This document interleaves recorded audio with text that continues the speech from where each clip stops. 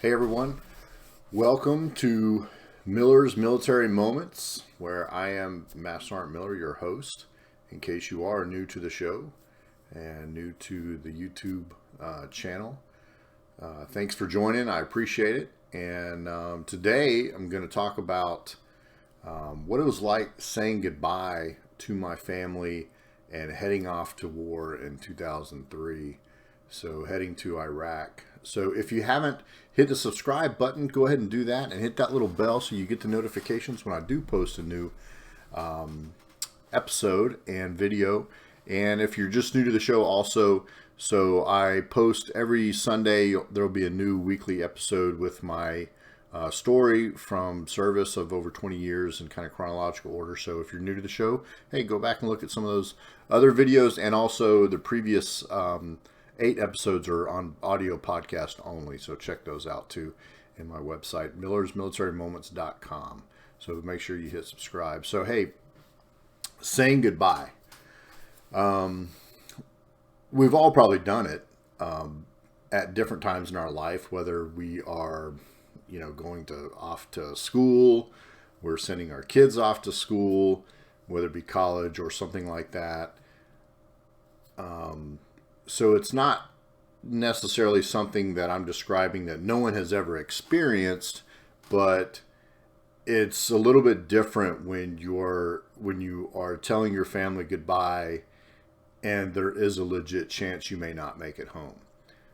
So that adds to a lot of emotions and different anxiety levels, and when it's time for that to happen. So let's catch up on the timeline and the situation here. We're into the spring of 2003. We know we're heading to Iraq. My unit is supposed to go through Turkey, but we've got some complications with that, and I'm at home with my 5-month-old and my wife. We've been married about 6 years at that point. So all of our equipment's gone. We're getting ready to, deploy and go off to war. And one of the things that we know is that we are prepared for little to no communication for weeks, at least written, and have no idea when we'll be able to talk on the phone or anything like that. I mean, we're heading into a war zone, and it's hard to imagine what that really is. But these next several episodes, I'm gonna talk about 2003 in Iraq a lot and tell you about what it was like, and over those first few months. So, but up to that point, getting ready to say goodbye, I mean, it's hard, but until it happens, it's not as hard. It's like, well, that's what I signed up to do, I can do it. But I'll tell you, it gets, the closer and closer that time comes, it gets really, really challenging to keep it together as a family. I mean, I'm a young soldier at the time, age-wise, I'm, a little bit older, but I'm not, 18-year-old, young person, but I've only been in the Army, at that point, not even 2 years. So definitely a lot of it's still new to me, and a lot of people that I went with hadn't deployed before either. So, I mean, that was, new for a lot of them. So we're supposed to go through Turkey. So I was in 4th Infantry Division. And if you remember some of what was going on, and if you hadn't served, and this is not a knock on anybody, but you may not know some of these details. Our whole division was supposed to invade Iraq from the north through Turkey. And so when I previously described getting all of our equipment on the train and getting it on the boat and heading overseas, so that boat with all of our equipment was going to Turkey, and it was going to unload. We were going to meet it there, unload all of our equipment, and we were supposed to invade Iraq from the north. So they were negotiating, our State Department, their State Department, whatever you want to call it, were negotiating on whether they're going to let us in. End result was they said no. They didn't want to participate in the invasion of Iraq and didn't want to let us in. So the Pentagon had to reroute our ship with all of our equipment around to Kuwait and get ready to unload it there.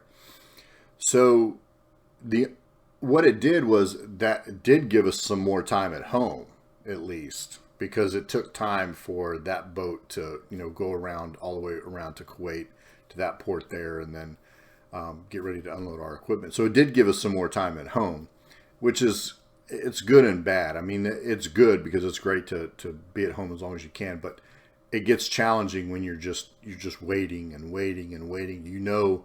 Imminent danger is coming, and you just can't do anything about it, at this point. So, but we did get to stay home. So while I was at home, though, a couple of interesting things were happening. We didn't have any equipment or anything to really do. So at one point, I'm a Black Hawk mechanic, remember? So we got volunteered to go over to, there was another aviation unit on Fort Hood at the time. And we got volunteered to go over there and help them do some maintenance. Instead of maybe just sitting at home and relaxing.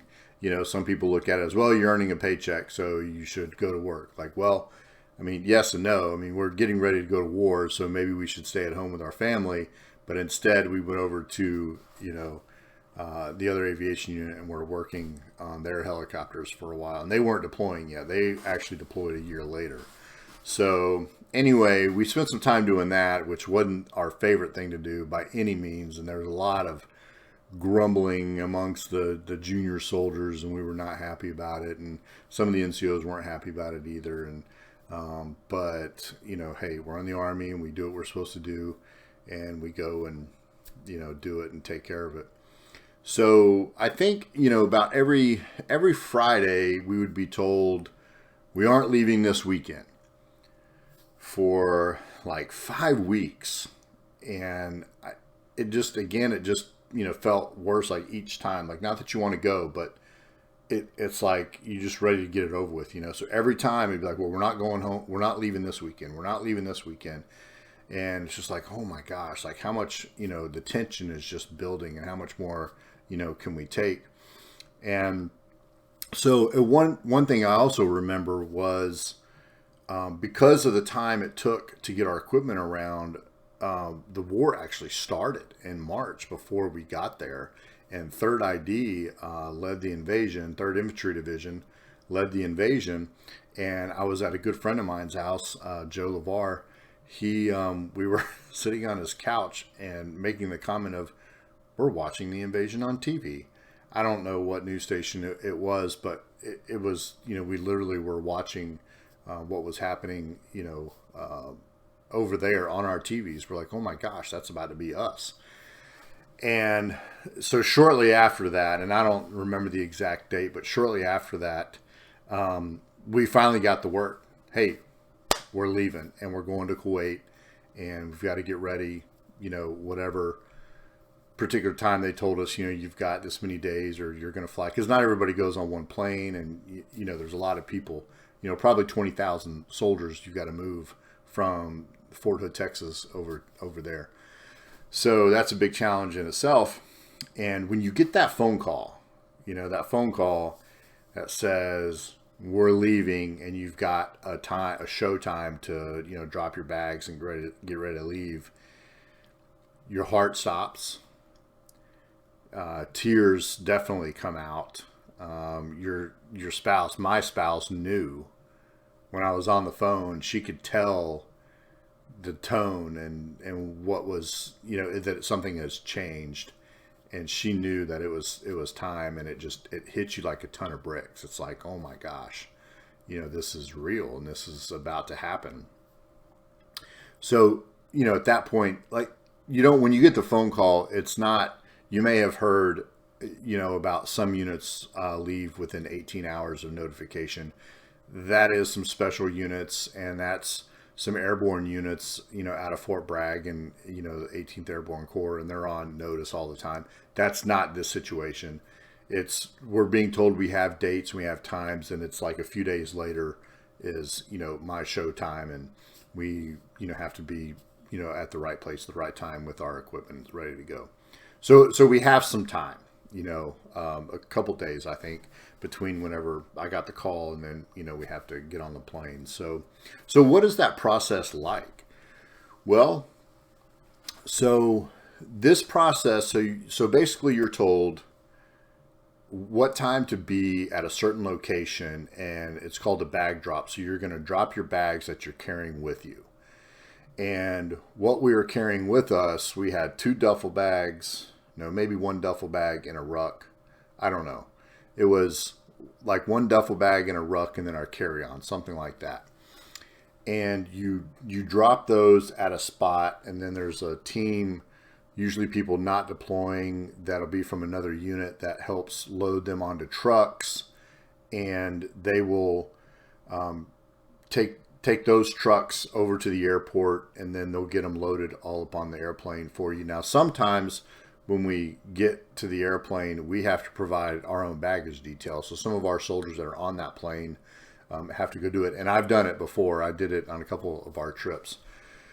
So, and a lot of times, I swear it seems like your showtime is like 3 o'clock in the morning, right? So that works well for family and kids, right?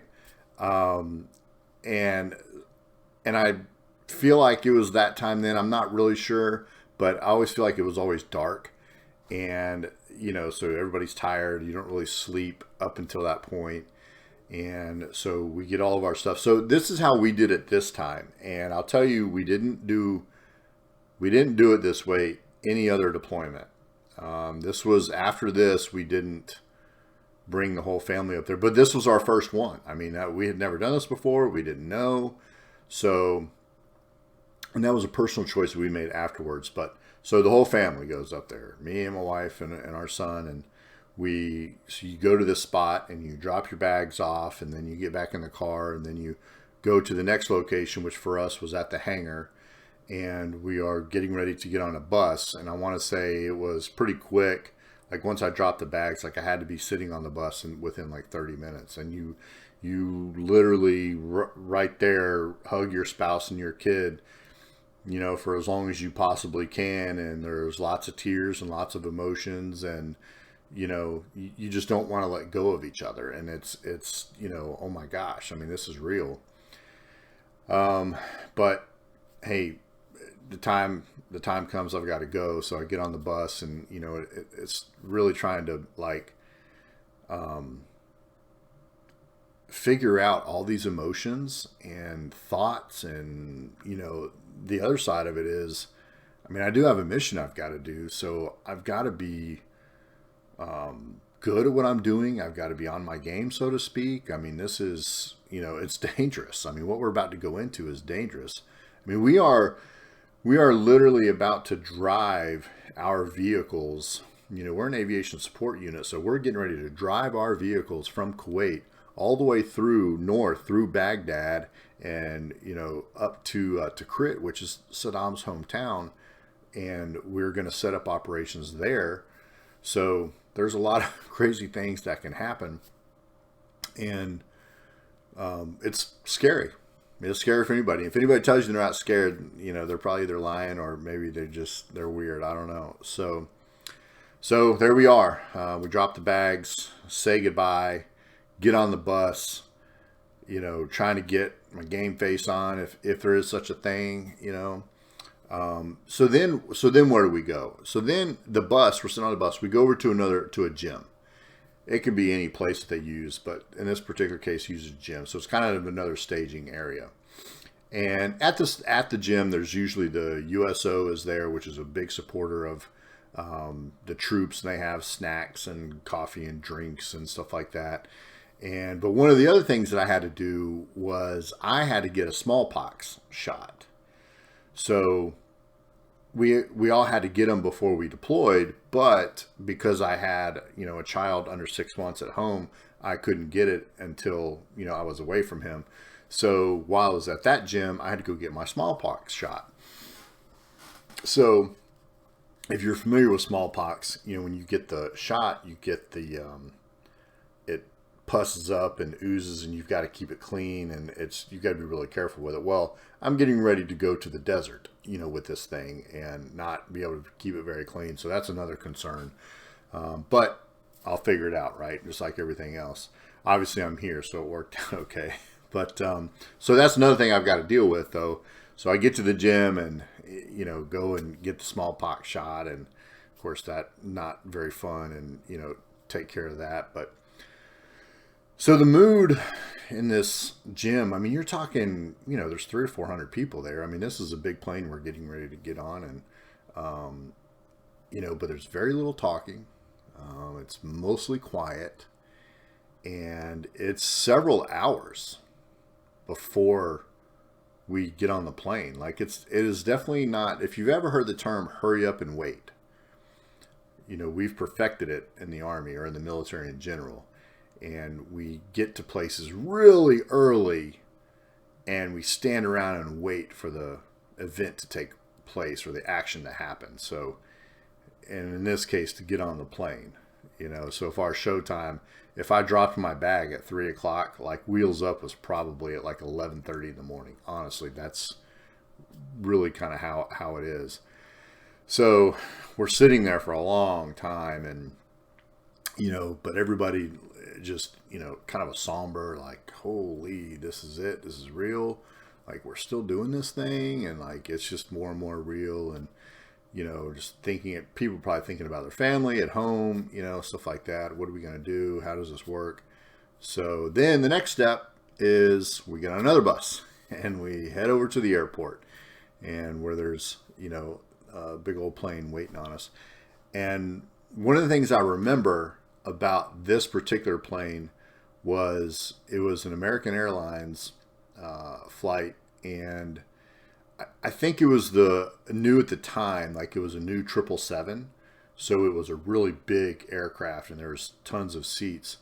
And so I thought at the time, like, oh, okay, well, because I know they can use the Defense Authorization Act, and they can basically, the current administration can tell the airlines, hey, we need to use you for wartime and to get people, transport people.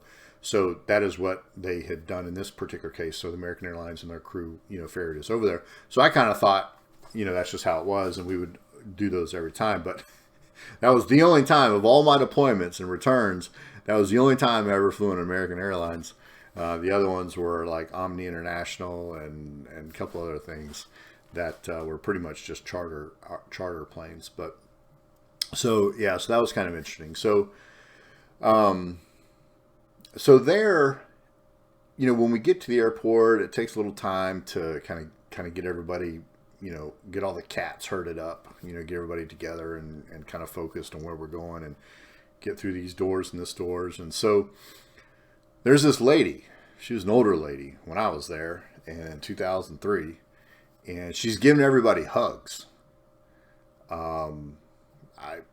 Hey, I want a hug. I enjoy a hug. And so I give her a hug too. And I don't think too much about it. Besides, it's nice and I appreciate it. And, and it's pretty incredible that she's up there getting everybody hugs. And, so come to find out, her name is Elizabeth Laird, and I'm going to leave a link in the comments, to a story, to, a couple stories about her. So she became known as the Hug Lady at Fort Hood, and she would hug every soldier that got on the aircraft and that got off the aircraft when they came home. It was estimated that before she passed away in 2015, that she gave over 500,000 hugs. She hugged over 500,000 people, maybe not different people, but because she's hugged me several times. So four times. So she has hugged me 4 times, and I went over there and back twice. So from Fort Hood, an incredible person, an incredible way to send us off, and then a wonderful sight to see her when we got back. And she did it every day. She was there, and it was an incredible experience. And of course, I didn't understand it all until I got back, till I hugged her the second time, and I heard and learned a little bit more about her story. So there's a room in that terminal that's now dedicated to her, over at Killeen Municipal Airport. So that's pretty cool. But Elizabeth Laird, you can Google her, the Hug Lady at Fort Hood, and you can read all kinds of stories about her. So pretty interesting person and event, and an incredible, opportunity for me. So after the hug, go to get on the plane, and we have our weapons with us. Obviously, no ammo, and but we have to carry our weapons with us, and we have our vests with us, but we have no plates, no bulletproof plates. We weren't issued those. I didn't even know you're supposed to have them, to be honest with you. It was just a kind of a flak vest. So, and I point that out only because when we go to get on the aircraft and we're all sitting down, like, where are we supposed to put that stuff? Like, so we have our carry-on bags, that are up in the overhead bins and underneath the seats, and we're trying to find places to put the vests, and then of course put our weapons on the floor. And I think at that point there was people putting stuff in the bathroom, those small little bitty lavatories on the airplanes. Because we had to put it somewhere, like during takeoff and landing, and besides on the floor. And it was just, I was like, holy cow, this is crazy. Weapons everywhere, and just gear all over the place. And because it's a long flight, where we're heading. So all the way over to Kuwait with a couple stops in between. We stopped in Bangor, Maine, and then Germany, and then on to Kuwait. So, definitely we were exhausted, but we're restless. I'm scared, nervous, but you don't want to show any of that, This is what we signed up for, right? We're all volunteer force. I certainly volunteered, and I volunteered right before 9/11, and 9/11 happened, and our government said our politicians said that we're supposed to be over there. So hey, I put my trust in them, and they're gonna send us the right place. So I've got to be ready to do my duty, and but I'm still scared. I think about. I definitely think about not making it home, but you got to somehow put that out of your mind and focus on the task at hand. And that part gets a little bit easier when you get busy. When you're, on the plane, you're just sitting there in your thoughts, versus you're actively, working on helicopters or in a convoy, doing certain missions. So it's, you're actively working and keeping occupied. So it keeps you focused on that versus, at home. So,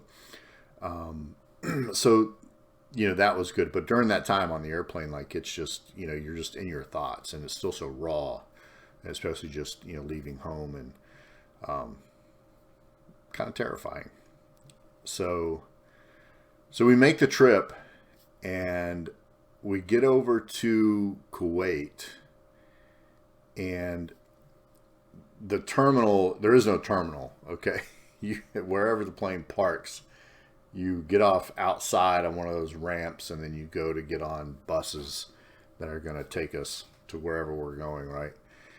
And when you step off of that plane out into Kuwait, it is like the most shocking, rudest slap in the face. From the blast of heat is like the hottest blow dryer you've ever felt hit you in the face. It smells like burnt sand. Like, it's just like, even the sand is burning. It smells terrible. But the sun is like so bright. It is like brighter than I've ever felt or seen. It's like, my eyes are, I've definitely got to wear sunglasses. And you step off, and I feel like I stopped. I definitely don't think I did. I just kept on going, but I feel like I stopped and was like, oh my gosh, like, where am I? And I ended up going through there several times throughout my career, and none of them were good, except coming home maybe. But it is a rough place, and the environment is just, it's awful.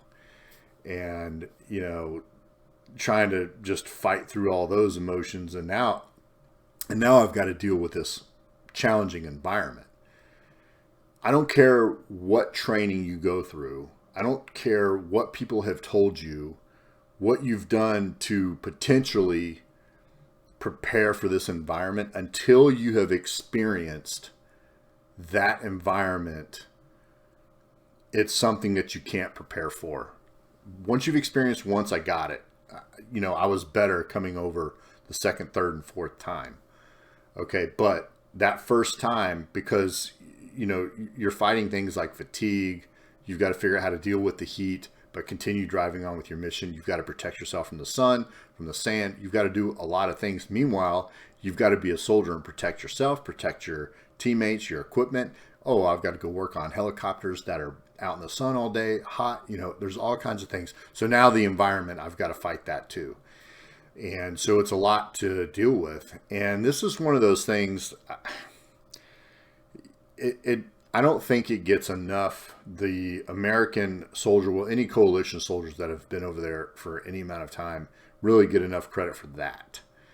Our will has really gotten us through so much throughout our history. But I mean, to get through some of those environments, and I'll kind of deviate a little bit, go over to, one incredible few moments really in history, World War II, when you look at, the Battle of Bastogne, when they were in those extreme cold environments, and they made it, right? They survived. Their will got them through. And I definitely was not in any situation as hard as them, so I'm not going to say that. But it was awful, and it was still terrible, and trying to fight through all that stuff, it's tough. And until you experience that, and on a near daily basis, it's hard to explain, it's hard to describe. But yeah, so here I am.